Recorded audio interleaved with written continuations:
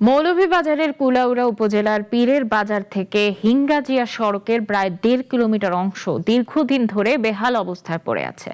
সড়কটি দ্রুত সংস্কারের দাবি তুলেছেন স্থানীয়রা। তাদের অভিযোগ, সড়কটিতে বৃষ্টির পানি নিষ্কাশনের কোনো ব্যবস্থা না থাকায় সামান্য বৃষ্টিতে পানি জমে থাকে। এতে পুরো রাস্তা জুড়ে সৃষ্টি হয়েছে অসংখ্য খানাখন্দ, যা প্রতিদিনের যাতায়াতকে ঝুঁকিপূর্ণ করে তুলেছে। এদিকে ঠিকাদারি প্রতিষ্ঠান দোহাই দিচ্ছে এলজিইডির। সংশ্লিষ্ট কর্তৃপক্ষের জরুরি হস্তক্ষেপ ছাড়া এই দুর্ভোগ থেকে মুক্তি মিলবে না বলে শঙ্কা স্থানীয়দের।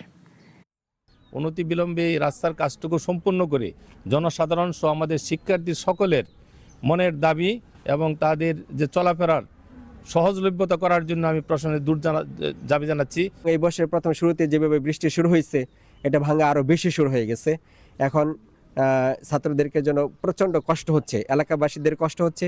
এই রাস্তার আংশিক কাজ করানোর পর রাস্তার কাজগুলো বন্ধ হয়ে যায়। আমরা প্রত্যেক দিন আসতে অনেক বেশি সমস্যা হয়, রাস্তায় অনেক কাদা।